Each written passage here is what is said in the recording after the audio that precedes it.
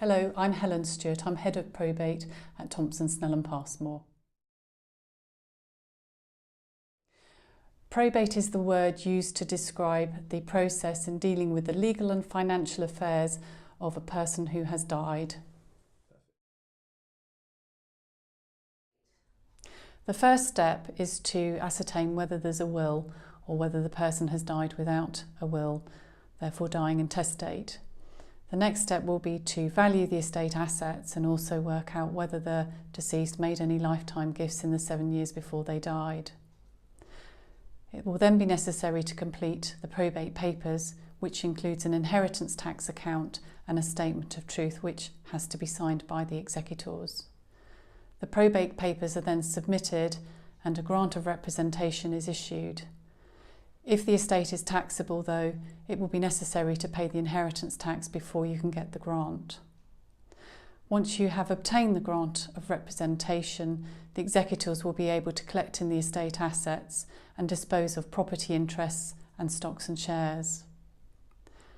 Then it will be possible to make the legacy payments and deal with any clearances with the revenue, both in terms of lifetime tax affairs for the deceased and for the estate administration period. The executors will then need to decide on the timings for distributing the bulk of the estate to the beneficiaries, and will either hold the monies for a period of time or make an interim or final distribution to the beneficiaries. These are just some of the main steps involved. It very much depends on the complexities of the estate in terms of other steps that might be involved. The first service that we offer is a grant-only service.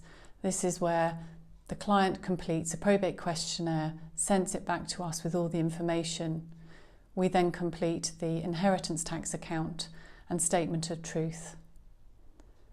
The second service that we provide is an executor support service, and this is where we agree what the executor wants us to do and what they want to do themselves.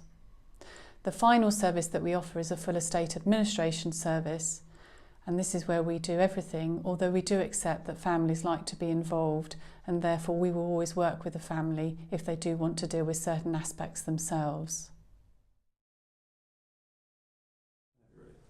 I'm often asked whether you need a lawyer to deal with a probate application, and the short answer is no, you don't. You can make a personal application. However, there are traps that you can fall into, and for peace of mind at a stressful time, it is better to instruct a lawyer. If you have found this helpful, please do give us a call and we'd be very happy to talk through your requirements.